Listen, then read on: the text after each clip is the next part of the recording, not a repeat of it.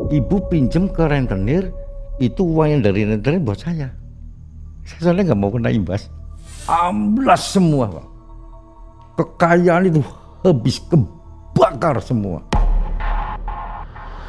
Yang rumah dengan pabriknya itu kan berdempetan karena itu konveksi. Masuk berita mungkin? Masuk berita waktu itu. Ini baru saya sama Mang Ai saya bicarakan apa adanya ini. Sesajian sudah ditata sebaik mungkin, itu ular gedenya. Matanya juga merah sekali. 3 karung itu di situ. Berapa miliar kira-kira itu? Memang saya ditawarin, Pak Ipung, ini ada hadiah untuk Pak Ipung. Udah nggak usah lah. Ada efek ke kehidupan Pak Ipung nggak? Ada. Apa yang terasa? Sampai saat ini saya juga susah. Makanya saya malam ini akan saya bacakan doa untuk Pak Khusus ya? Jaya Khususon. Bismillahirrahmanirrahim. Di terminal tua yang sepi dan lenggang, Pak sopir menanti datangnya penumpang.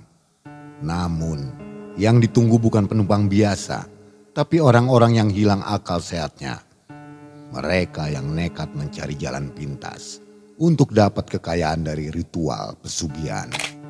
Praktik mengantar para pelaku pesugihan ini pernah dijalani langsung oleh Pak Ipung.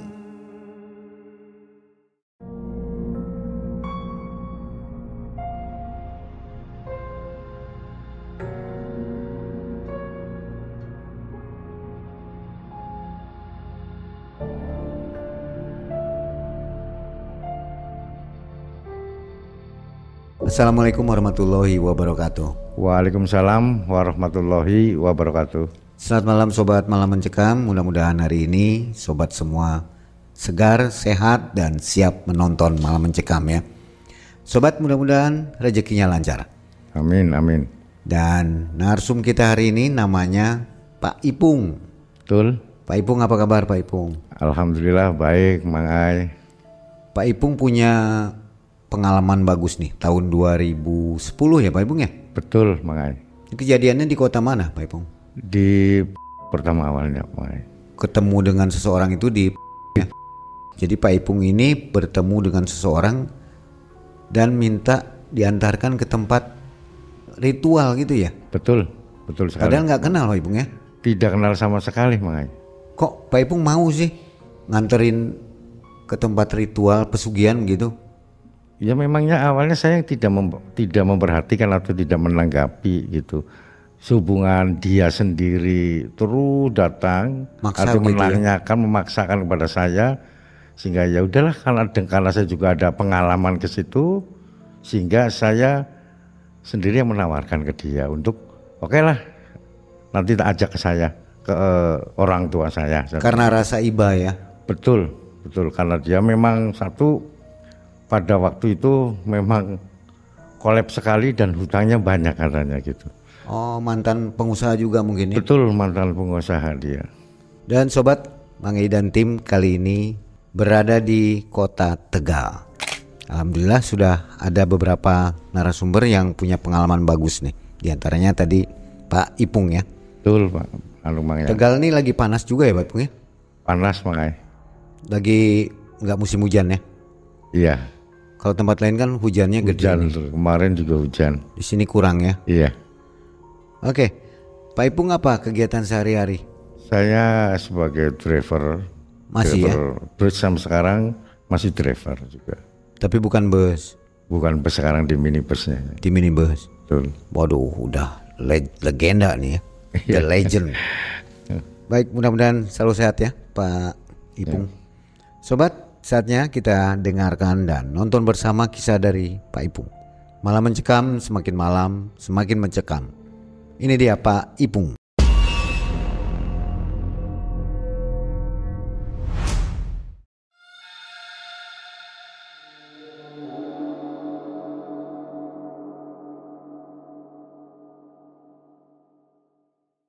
Pada waktu itu tahun 2010, Mang Ai. Kebetulan kami berangkat dari Lampok itu jam 9 pagi sampai ke itu jam 4 lebih seperempat pada waktu itu. Memang Ini tepat itu waktu itu. waktu jadi supir juga? Ya, Berarti bus ya? Betul. Lah itu begitu sorenya mau ngetem, itu nggak ada penumpang, dapat cuma 5, sehingga mobil saya itu diperpalkan di terminal. Sehingga untuk besok paginya kami di sana dalam keadaan perpal biasa, seperti biasa kami minum-minum kopi gitu, ngerokok sama teman-teman. Dan nggak lama kemudian waktu itu memang ada orang datang, suami istri Mang Ai. Cuman yang terus terang aja istrinya juga waktu itu kelihatan memang kayak habis menangis. Terminal di situ kan ada tempat kedai untuk minum-minum. Saya ngobrol di situ, datang waktu 2 orang ngobrol, nanya, ini kapan bis ini berangkat gitu. Kata saya besok mobil ini berangkat karena malam ini tidak ada penumpang. Nah, akhirnya kita ngobrol di situ. Dia nggak pulang, nggak langsung pulang, cuman dia ngomong. Nggak tahu kemudian dia menceritakan keadaannya dia ke saya. Saya juga nggak ngerti itu pada waktu itu. Kenapa kok tiba-tiba itu kok orang menanyakan keadaannya dia yang sekarang yang katanya memang sudah kolab. Ya penampilan orang sih biasa saja. Cuman dia itu mengeluh dengan keadaan dia sekarang. Katanya memang hutangnya banyak. Istrinya juga di situ waktu itu sempat nangis dia. Tiba-tiba dia ngomong, Pak, katanya di Jawa Tengah ada untuk pesugihan. Itu di situ saya kaget dalam hati. Saya tidak merespon omongan dia, Mang Ai. Saya tetap biasa saja.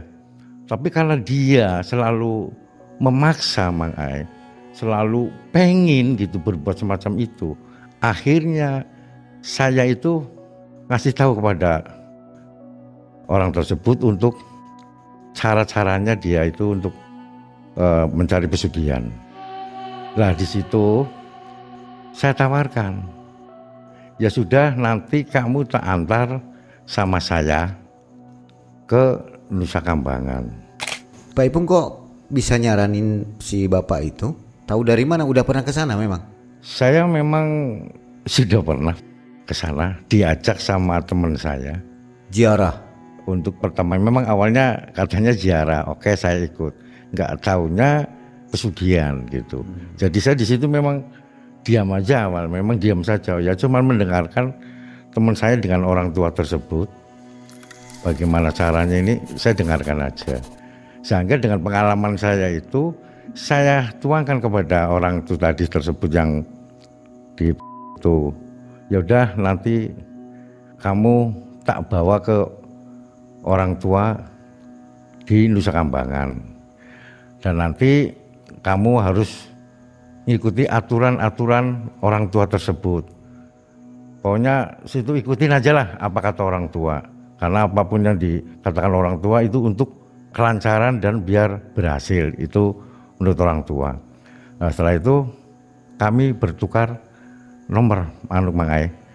Karena pada waktu itu maklum HP juga HP jadul yang 3350 Mang Ai. Nokia. Jadi, ya Nokia betul. Akhirnya sudah tukaran nomor, orang tersebut pulang. Belum sempat nanya nama? Belum, waktu itu belum sempat nanya nama, tapi saya sudah ada nomornya, cuma tak simpan aja lah, tak tulisinya pasien, gitu Pak, Mang Ai, tak tulis pasien di situ, pasien 1 gitu. Nah setelah itu saya pulang paginya, pagi itu saya pulang ke Jawa.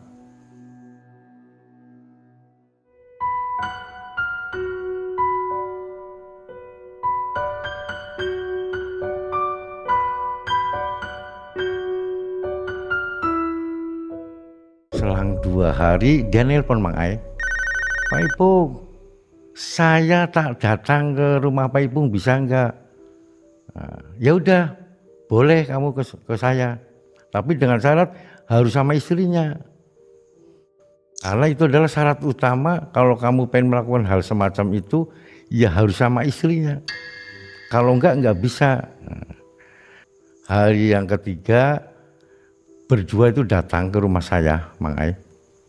Itu dia memang saya jemput kita antar ke rumah, di situ ngobrol. Malam-malam jam 7 saya berangkat bertiga, 4 sama yang bawa mobil. Pada waktu itu memang mobil mobilnya rental, dan memang perjalanan awal biasa, Mang Ai. Perjalanan awal itu mulus, tidak ada masalah, tidak ada apa. Begitu kami lepas dari daerah Bumiayu, itu ban gembes di situ. Mobilnya Avanza. Ban itu gembes, Avanza warna putih. Ban sebelah kanan itu gembes. Minggirlah kami. Minggir. Sudah dibetulin, sudah diapa. Jalan lagi. Di Aji Barang, pas naik atas itu, naik ke atas. Kami kan terus aja lewatnya ke Tanjung Purwokerto. Itu di situ bisa gembes lagi. Terus terang saya kaget sekali karena pada waktu gembes yang kedua itu memang hutan semua di situ. Itu selalu ban kiri atau kanan? Itu kanan itu aja. Selalu kanan? Selalu itu aja. Depan? Yang belakang. Mungkin bannya udah jelek atau gimana? Ban bagus semua. Cuman disitulah saya merasa ada kejanggalan. Pada waktu ban gembes yang kedua ini memang janggal sekali.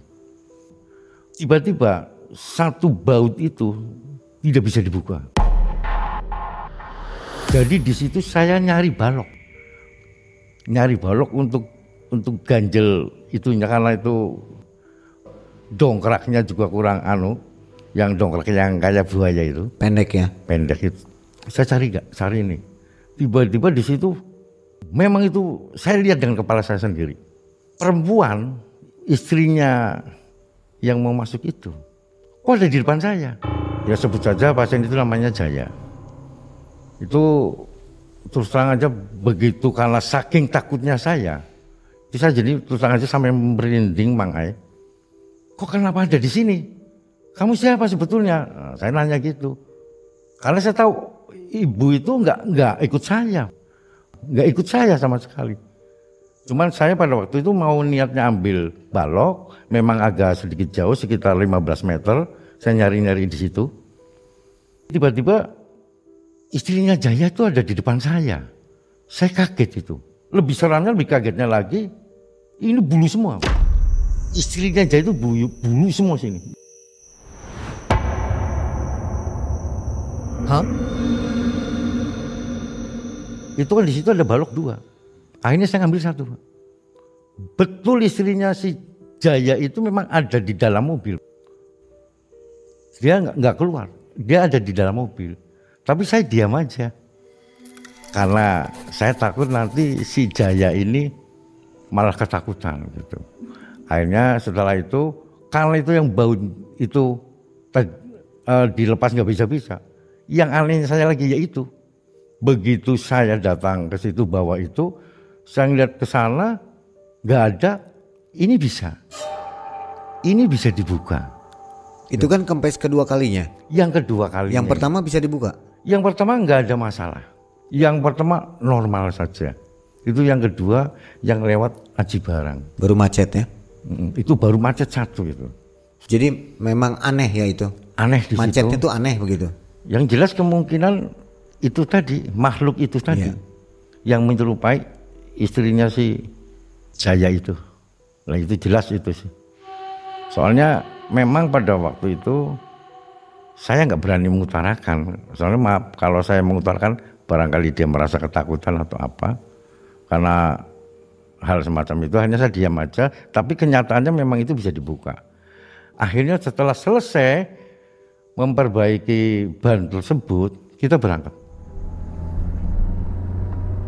Berangkat itu sampai ke kampung itu kurang lebih itu terus terang aja jam 1 malam. Jadi kami di situ nginep di tukang perahu yang besok untuk kita menuju ke tempat tersebut. Sekitar jam 1, jam 2 tidur semua. Orang ini pada capek, tidur semua. Saya baru aja yang namanya tidur. Baru sekitar berapa menit saya. Itu saya kaget sekali. Kaget sekali si istri itu tadi. Itu tiba-tiba kesurupan. Saya kan bingung. Saya nggak bisa ngobatin dia, bagaimana cara akhirnya terus terang yang punya rumah tersebut panggil orang pintar, Pak Ustadz. Datanglah Pak Ustadz. Pak Ustadz, ini ada tamu saya kena kerasukan, tolonglah disembuhkan. Akhirnya itu memang Pak Ustadz itu disembuhkan sama Pak Ustadz, dibasah dan sembuh. Yang tadinya dia kayak seolah-olah kayak ini Pak. Yang jelas kayak tadi, kayak perwujudan yang awal waktu kita ban gembes itu. Itu memang cuman itu aja. Cuman menggemak sekali Mang Ai. Akhirnya udah disembuhkan sama Pak Ustadz itu, dia menangis. Memang mengingatkan, sambil mengingatkan kepada Mas Jaya tersebut suaminya. Ini mau dilanjut apa enggak? Kami sempat begitu, ini mau dilanjut? Lanjut sudah, saya sudah sampai sini. Akhirnya saya nyambung, ya udah di sini terserah. Kalau memang Pak Jaya ini mau berhenti di sini, mumpung kami belum ketemu sama orang tua, ya sudah kita kembali lagi. Enggak Pak, saya sudah datang ke sini, saya harus melanjutkan keinginan saya, tujuan saya biar saya kaya, pulang tidak pusing kembali. Artinya tidak harus membayar ini membayar utangnya yang begitu banyak. Sampai dia terus terang aja, anak itu yang 2 itu ditaruh di mertuanya itu. Nilainya berapa utangnya itu? Nilainya itu utangnya 1,2 miliar. Dia. Tahun 2010 itu ya? 2010. Dia buka konveksi. Konveksinya itu ya hancur, untuk pemasarannya itu hancur. Jadi dia kolaps sekali. Akhirnya ya itu tadi, tetap apapun bentuknya dia untuk melakukan hal semacam itu. Jam 4 kami memang diusahakan bangun, jam 4 harus bangun. Kami harus meneruskan perjalanan menuju ke Nusa Kambangan. Setelah saya melakukan sholat dulu, subuh, habis subuh sudah selesai, mempersiapkan semua apa yang untuk ke Nusa Kambangan, kami berangkat. Itu biasanya itu juga nggak bingung, itu si pengemudi itu biasanya nggak bingung jalannya untuk menuju ke Mang Ai, ke pulau tersebut. Itu bisa bingung Mang Ai, muter-muter di situ aja. Nah ini tadi udah diputerin ke sini Pak, kenapa kok muter sini? Saya juga bingung. Ya sudah berhenti dulu. Itu berhenti itu di sana kan ombaknya begini Pak. Ombaknya ini perahu kayak gini. Nah, tinggal segini aja dari ininya perahu itu, tinggal segini air itu. Wah saya tuh udah gemeter sekali. Apa ini cobaan apa-apa. Saya tetap baca sebisanya pada waktu itu. Itu nggak ngerti, mohon maaf ya, nggak tahu apa itu. Itu saya tiba-tiba terus terang aja mau putus asa, saya mengantar itu. Jadi gelombang begini nempai ini ke atas, ini malah nyebrangin gitu. Ini malah nyebrangin binatang ini. Mohon maaf, binatang saya nggak berani mengatakan itu apa. Itu tapi saya jelas itu hitam bulat, nggak begitu panjang. Itu saya lihat jelas. Makhluk ya? Makhluk itu. Saya cuma bisa pada waktu itu saya bisa ya baca sebisanya saya. Akhirnya begitu habis baca, semua yang di situ tak suruh baca, termasuk yang punya perahu itu, dilanjutkan lagi akhirnya. Alhamdulillah setelah kami membaca yang saya bisa, ini perahu sampai. Harusnya kan itu perahu itu saya dari kampung ke tujuan situ paling tidak 15 menit. Pada waktu itu hampir masuk ke 1 jam. Sampailah saya di sana ya jam 5 lebih. Begitu nyampe sana kami istirahat dulu. Jam 9 pada bangun, pada waktu itu jam 9 pada bangun. Orang tua juga udah ngobrol, nyiapin biasa kalau ada tamu itu disiapin semuanya. Akhirnya berbicaralah mengenai tata cara dan segala persyaratannya. Di situ antara istrinya dengan yang mau masuk itu ngobrol bertiga, kami cuman di belakang. Kami di belakang mendengarkan.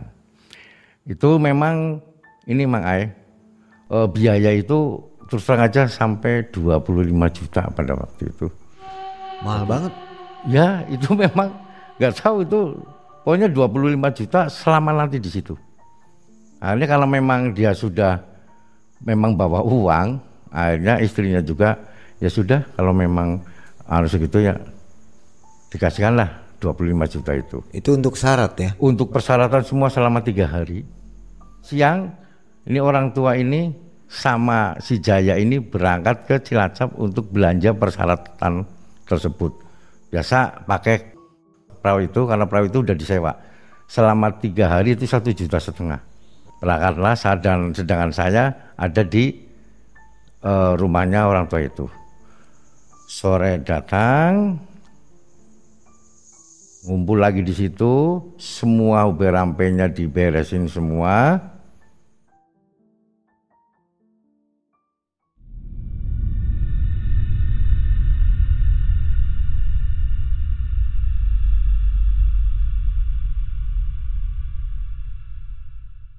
Jam 10 tepatnya, Mang Ai, jam 10 kami semua menuju ke sana. Itu kita berangkat ke sana di suatu tempat. Itu soalnya agak sedikit jauh, Mang Ai, antara rumahnya orang tua itu ke tempat itu. Herannya kok saya terus yang dilihatin di antara perjalanan itu sepanjang 2,5 kilo itu. Itu jalan setapak. Yang namanya rumput Mang Ai itu setinggi saya. Rumput alang-alang itu cuma kita jalan setapak aja Mang Ai. Jalanlah kita. Saya juga bawa itunya sih satu karung itu, bawa persyaratannya. Orang tua juga bawa. Kita jalan situ. Saya posisi di belakang. Orang tua di depan sendiri. Lah ini istrinya si Jaya tersebut. Saya di belakang. Enak aja saya Pak. Lagi enak jalan. Ini bisa kayak ditarik Mang Ai. Ditarik aja kayak dilempar aja. Sampai saya kaget. Sampai saya teriak. Tolong Mas Jaya ini bantuin saya. Tolong Mas Jaya. Ada apa Pak Ipung? Udah tolong. Ini ada yang lempar. Orang tua sih udah paham. Langsung udah enggak apa-apa udah. Udah tenang aja Pak Ipung. Udah bawa nih Pak Jaya. Akhirnya saya posisinya di depan. Orang tua yang ada di belakang. Cuman saya kan nggak tahu jalannya. Malam orang tua yang udah biasa di situ kan malam juga kan enak aja. Kiri apa yang ngatur itu orang tua tuh. Belok kanan. Akhirnya selang ya sekitar setengah jam perjalanan itu sampailah kami di tempat pemujaan tersebut. Kami natain itu, lagi natain persyaratannya Mang Ai.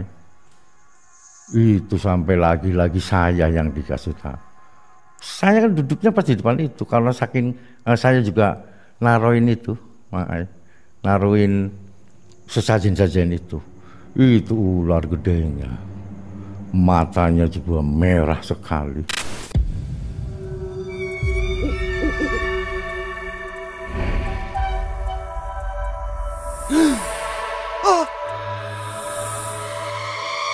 Saya sampai merindingnya udah. Sampai saya itu tarik namanya orang tua itu.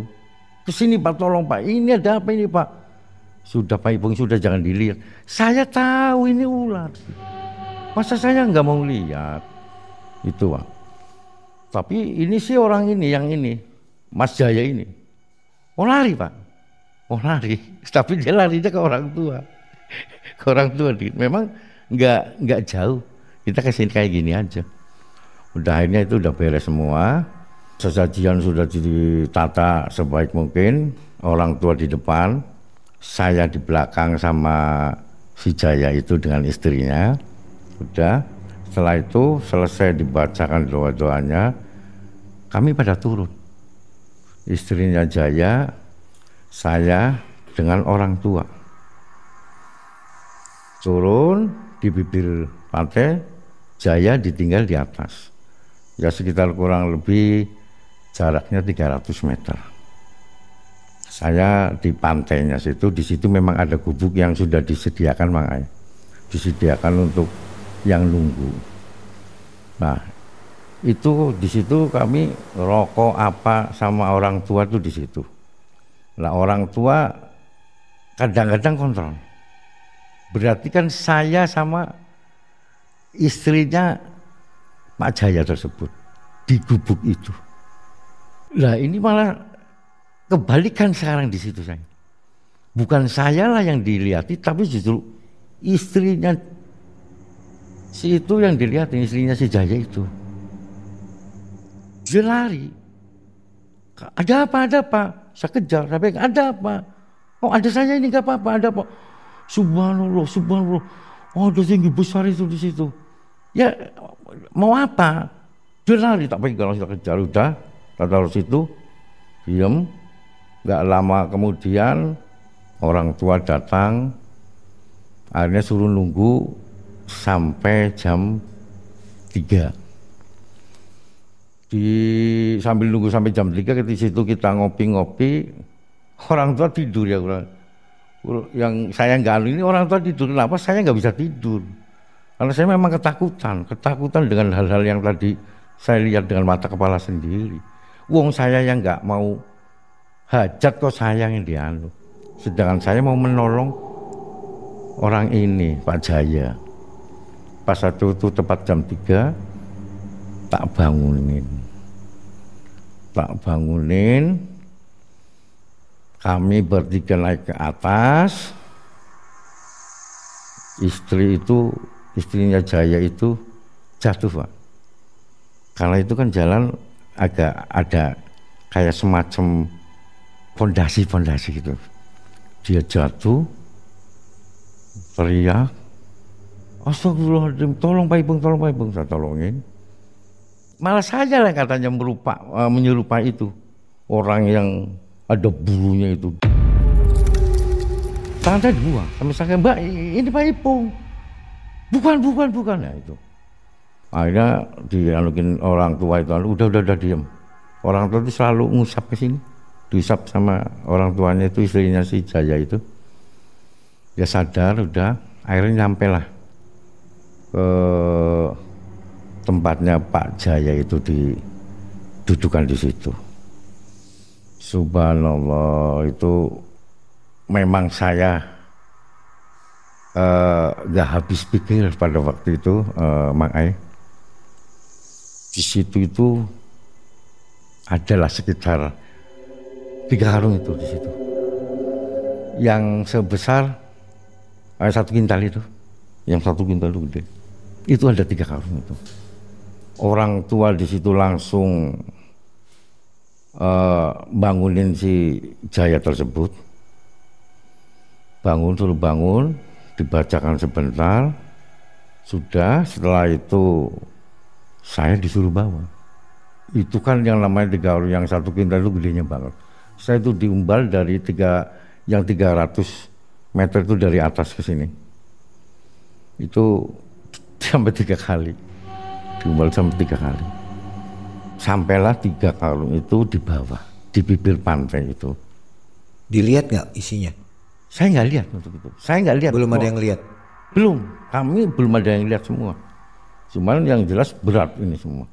Akhirnya karena jaraknya 2,5 kilo, si orang tua ini pulang. Ambil kayak semacam gerobak gitu. Pulang, balik lagi orang tua ke tempat saya dengan Pak Jaya itu duduk, bawalah itu namanya karung itu ke rumahnya orang tua tersebut. Sampai di rumahnya orang tua seperti biasa, orang tua melakukan ritual lagi di situ. Kami juga di situ ikut duduk di situ bareng bertiga. Saya, Jaya, sama orang tua. Sedangkan istri disuruh di luar. Membaca semua apa yang biasa dilakukan oleh orang tua itu, kami juga mengikuti. Waktu itu dibuka satu karung, Mangai. Itu memang benar uang. Asli uang itu uang. Sampai saya terus terang aja tidak bisa membayangkan itu uang. Berapa miliar kira-kira itu. Saya juga nggak ngerti itu pokoknya. Itu uangnya berantakan atau rapi? Rapi itu. Rapi, gepokan begitu? Gepokan semua. Seperti dari bank ya? Kayak di bank aja itu. Gepokan semua, rapi semua Mang Ai. Akhirnya ditutup kembali. Saya di situ nggak langsung pulang. Jadi paginya saya nggak boleh langsung pulang dulu. Kami memang harus pulangnya malam. Entah itu memang peraturan daripada itu. Akhirnya saya jam 10 saya setar dari Nusa Kambangan menuju ke setelah sampai cuma 15 menit. Kalau tidak ada gangguan 15 menit. Gak kayak pada waktu berangkat Mang Ai. Pak Jaya itu serah terima dengan orang tua, istrinya juga ya. Akhirnya kami terus terang aja meninggalkan tempat itu. Dan kami tidak diperbolehkan lewat pertama yang kita lewat. Kami harus pulang lewatnya ke Jeruk Legi. Saya lewatnya ke Jeruk Legi. Enggak lewat ke Aji Barang sana, enggak ke Bumiayu, enggak. Saya suruh ke Jeruk Legi. Jelaskan di situ hutan semua Mang Ai. Sepanjang itu kan hutan semua kanan kiri itu pinus semua itu. Memang itu uang kayak gitu. Memang membawanya juga penuh dan risiko ini. Padahal si supir ini nggak tidur, tak ajak ngobrol sama saya. Ini tiba-tiba mobil ini bisa masuk ke Paris.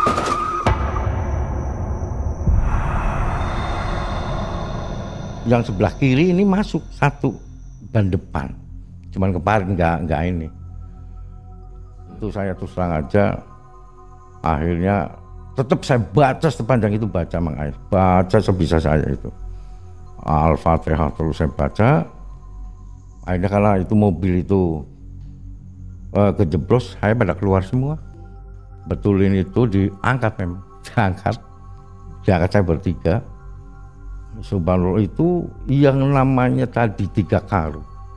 Yang satu itu bisa merinding semua saya jadinya. Itu berubah satu. Ular semua. Tapi yang 1 karung itu keluar ular semua. Kecil-kecil berarti ya? Ya seginian makanya. Itu keluar ular semua. Tapi yang 2 enggak.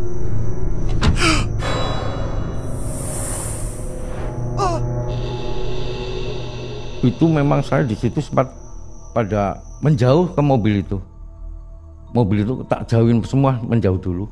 Memang kalau bahasa seperti itu, datang juga nggak tahu Mang Ai, pergi juga nggak tahu. Yang namanya itu kempes itu 1, yang 2 itu saya lihat utuh masih Mang Ai. Pak, coba Pak Jaya dibuka. Barangkali pikir saya barangkali jadi apa. Itu masih uang. Berjalanlah kami sampai ke rumahnya dia. Pas sampai ke rumahnya Pak Jaya itu sudah pagi Pak. Di daerah saya ke sana, saya tahu rumahnya. Dan saya tahu pabrik yang kosong itu. Pabrik itu saya tahu gitu. Akhirnya saya datang sampai ke sana, Saya sampai menginap hari pertama mengadakan tawasulan di situ. Kedua, ketiga enggak masalah. Hari keempatnya itu anak perempuan dia meninggal. Itu biru semua, badannya biru semua, anak SMP kelas 2 itu. Biru semua, kayak melepuh makanya. Melepuh semuanya itu. Kok melepuh? Apa ini? Kenapa ini? Cek memang ada kan, kalau di Jakarta dekat biasanya dokter, memang ada yang ya kata dokter tetap itu penyakit yang nggak ngerti itu, tapi dia tetap kami merahasiakan. Padahal sudah tahu ya semua. Sudah tahu. Memang ketemulah di situ ada seorang Pak Kiai situ.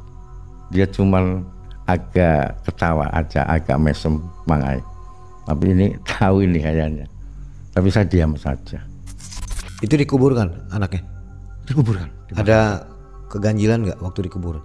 Cuman yang namanya pada waktu tanah itu itu baunya. Si tanah itu bisa baunya itu menyengat sekali. Bau sekali, anyir sekali. Sedangkan itu itu masih di atas. Belum dimasukin situ. Itu namanya istrinya dari rumah itu udah nggak pernah berhenti nangisnya. Tapi saya salut dengan Jayanya itu, nggak menangis setetes pun nggak. Karena mungkin ngerti perjanjian mungkin untuk mendapat uang itu ngerti. Kemungkinan saya.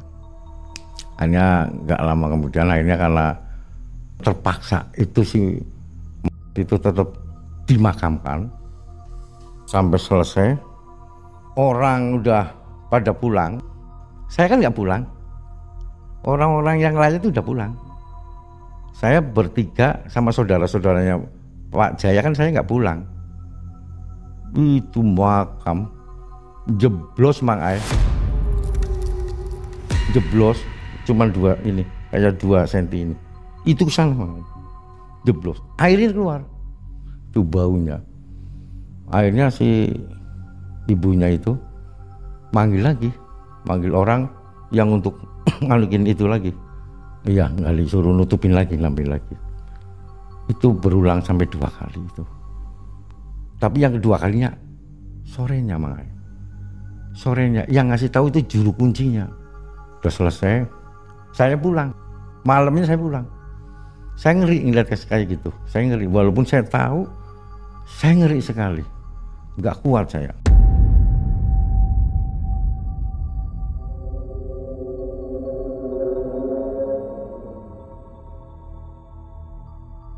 Satu tahun 2 tahun itu memang kami sempat telepon sama Pak Jaya, tolong Pak Ipung kesini datang, sudah nanti ada hadiah untuk Pak Ipung. Akhirnya 1 minggu saya ke sana, memang iya itu mobil aja yang pokoknya bermerek semua. Gudang yang tadinya kosong, tidak ada mesin, ada mesin dan ada pegawainya semua Mang Ai. Itu memang tak pikir udah mewah sekali. Rumahnya itu kayak yang model sekarang yang gede-gede bulat-bulat tiangnya di luar. Yang namanya tempat mobil garasi itu luas sekali. Mobil itu ada 4 sampai 5 yang saya lihat. Pribadinya saja, belum mobil pabriknya. Memang saya ditawari, Pak Ipung, ini ada hadiah untuk Pak Ipung. Udah nggak usah lah, nggak usah, nggak apa-apa, ini sih tanggung jawab kata dia. Udah nggak usah. Karena terus terang aja memang saya juga dapat uang itu lain, dapat uang dari yang lain itu. Saya tetap nggak mau makan uang itu karena saya memang sudah punya pendirian. Nah, ini saya pulang Pak. 3 tahun, 4 tahun, 5 tahun, yang ke-6 tahunnya, kurang lebih itu ke-6 tahunnya itu Mang Ai datang berdua. Terus ke situ rumah saya. Itu nangis bukan nangis masalah yang namanya hartanya hilang atau hartanya dia nangis-nangis bahwa dia ngerti si Jaya ini ngerti bahwa dia itu sebentar lagi akan diambil dengan perjanjian tersebut. Makanya dia menyatakan, Pak Ipung, tolonglah bantu saya, tolong Pak Ipung ke sana, gantiin saya. Loh, maksudnya gak ada gimana? Saya sudah jatuh waktunya saya harus menghadap ibu, dia bilang begitu. Loh, emang berapa tahun? Saya ngomong kayak sok pinter, makanya. Emang berapa tahun perjanjiannya?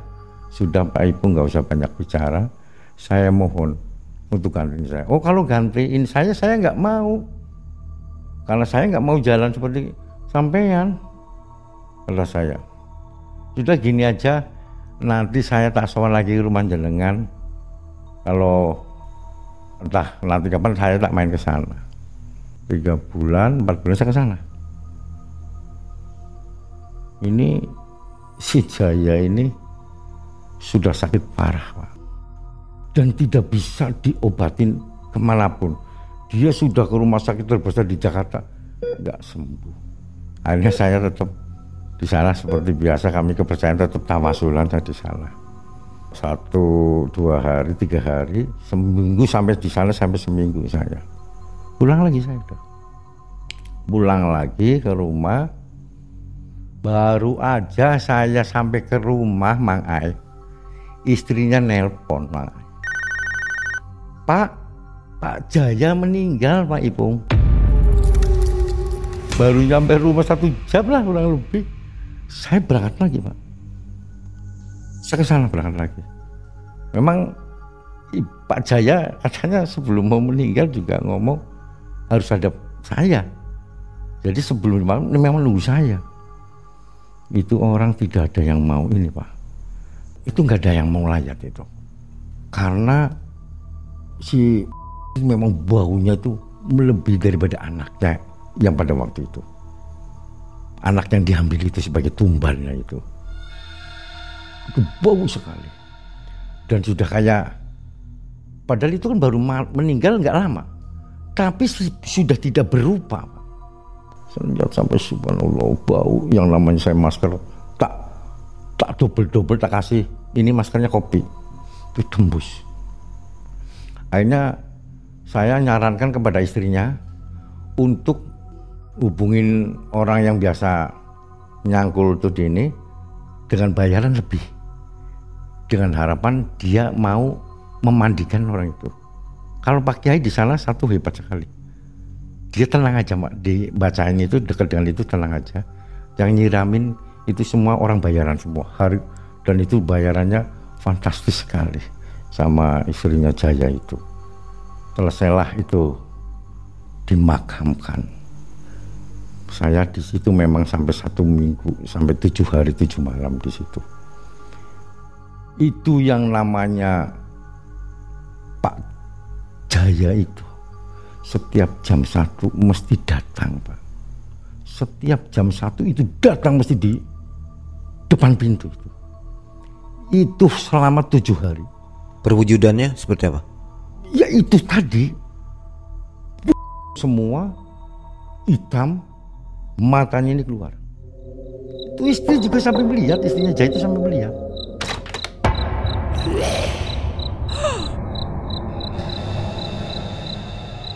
Saya dikasih tahu, subhanallah.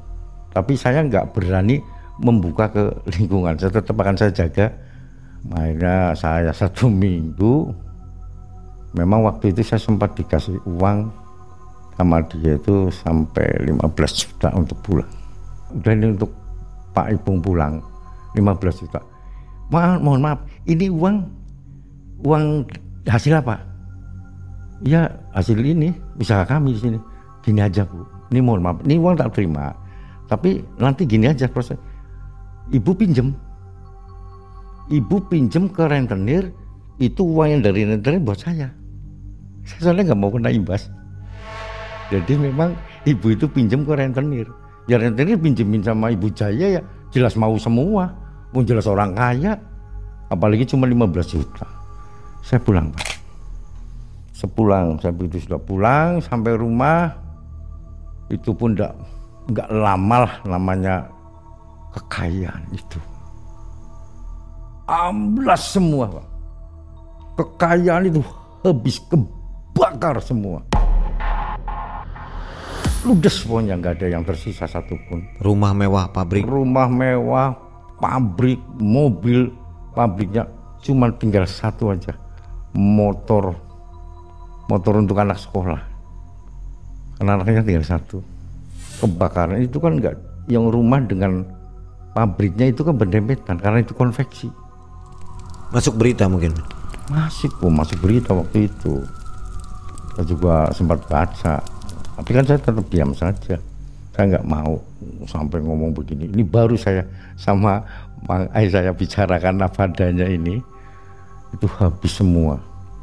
Sampai sekarang nggak tahu rananya itu si istrinya Jaya itu kemana. Kami pun sudah putus. Sudah tidak ada hubungan dengan dia. Jadi dengan istrinya nggak pernah ketemu lagi? Nggak ketemu sekali. Nggak ketemu sama sekali sampai sekarang. Menguap ya? Ya, iya. Nah, kemana itu menguap? Nggak tahu, saya sendiri juga takut. Selama 6 tahun Jaya itu kaya, berapa tumbal yang Pak Ipung dengar? Saya nggak nanya, yang jelas karyawan tumbalnya. Karyawan ya? Tumbalnya itu karyawan. Jadi hampir mirip film Azab itu ya? Jadi nyata-nyata ada. Sama kenyataannya seperti itu. Dan kami tidak mengarang-arang. Ini adalah pengalaman saya, Mang Ai.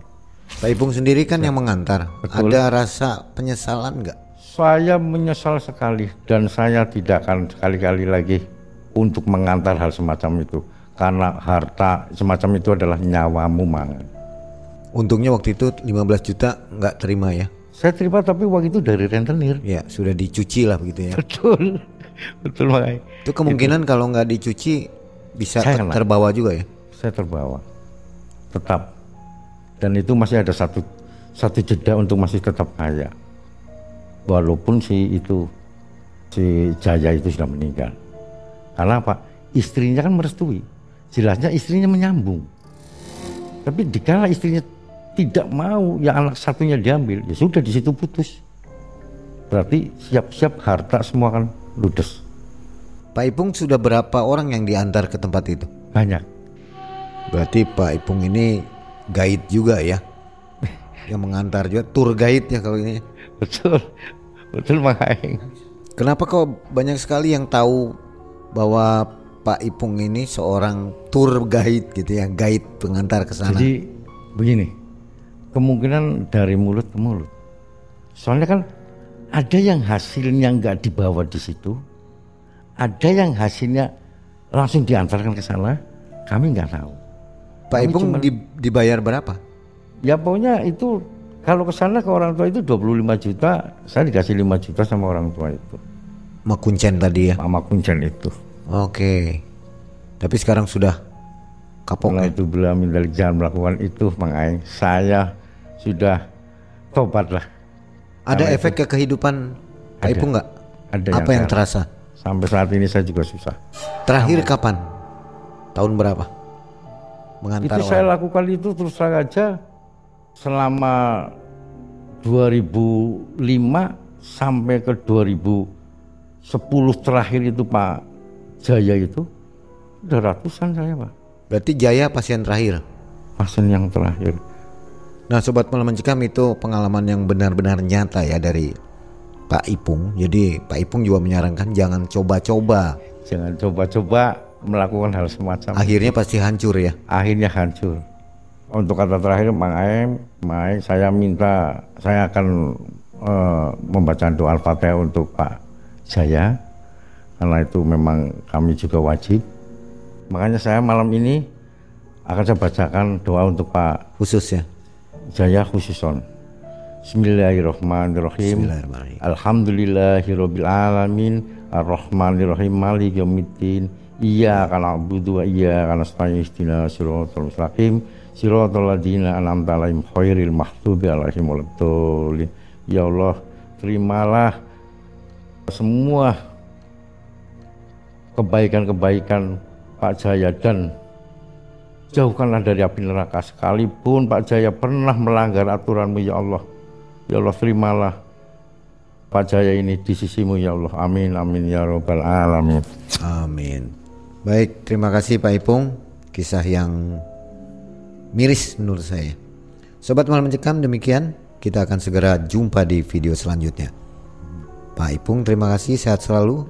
Assalamualaikum warahmatullahi wabarakatuh. Waalaikumsalam warahmatullahi wabarakatuh.